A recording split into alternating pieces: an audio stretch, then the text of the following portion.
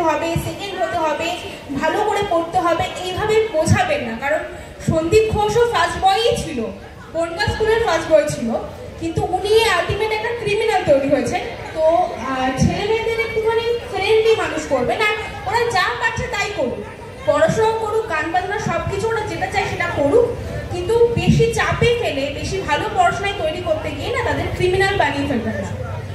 এবার আমি একটা গান করব, কিন্তু আমি সবার কাছে অনুরোধ করব যে গানটা সবাই যদি আমার সাথে করুক তাহলে খুব ভালো হয়। আর তার সাথে আরেকটা রিকোয়েস্ট করব যে সবাই একটু হাতে তালি দিয়ে গানটা করবে। গানটা খুবই পরিচিত, এখন অরিজিৎ সিং এর নতুন একটা গান বেরিয়েছে, সকলের খুব প্রিয় হয়েছে গানটা।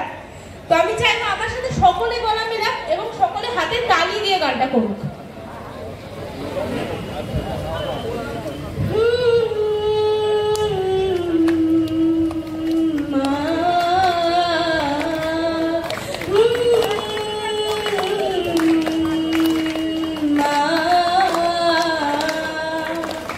চলছে এক পাহাড় অসহ্য বিচার, স্তব্ধ হয়েছিল তারা ব্যস্ততা হাজার, তাই যে নাই খেয়াল পিছনে দেয়াল, যে যেমন সে ছিলে না দিয়ে কপাল, কেউ মরুন কাল, কেউ ভয়ে কাতর, কেউ বানির পাল সহায় হয়ে পাথর।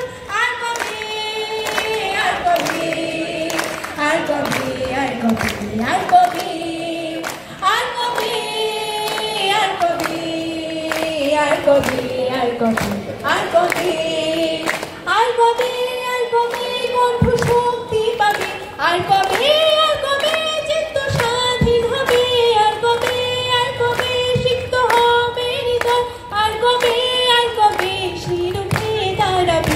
ডিউটি করছিল, ভাবুন তো আপনারা, রাস্তাঘাটে না হয় একটা মেয়ে অসুরক্ষিত থাকতে পারে, একলা চলছে একটা মেয়ে, কয়েকজন পুরুষ মিলে ছিঁড়ে খেতে পারে।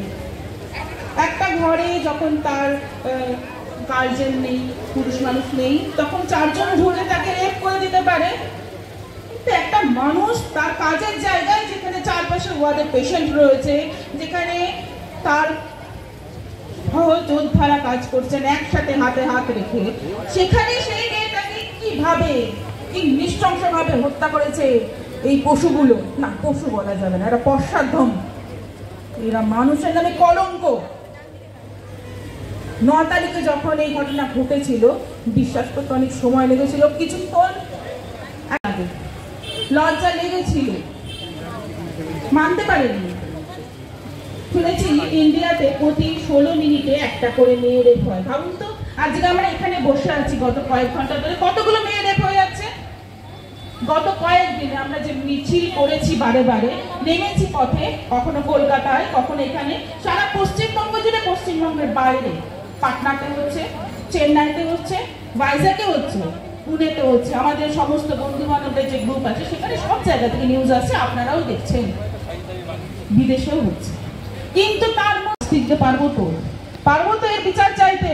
আজকে এসে দাঁড়িয়ে 4 সেপ্টেম্বর চারপাশে আলোড়ন তো দেখে অ্যাটলিস্ট এটুকু তো ভালো লাগছে যে হ্যাঁ, আমাদের মেরুদণ্ড আছে। কালকে যে ছেলেগুলো লালবাজারের রাস্তায় বসেছিল 24 গলার উপরে শান্তিপূর্ণ ভাবে, তাদের মেরুদণ্ড অত্যন্ত দুঃখে মর্মাহত, অত্যন্ত আমরা বোধ করি। এবং এই নিয়ে আর আমার বলার কিছু নেই, প্রত্যেকেই বলবো আপনারা সবাই সহযোগিতা করুন, জনমত তুলুন, যাতে করে আমরা যতক্ষণ না এই জাস্টিসটা পাচ্ছি ততক্ষণ আমরা এই সংগ্রাম চালিয়ে যেতে পারি। নমস্কার।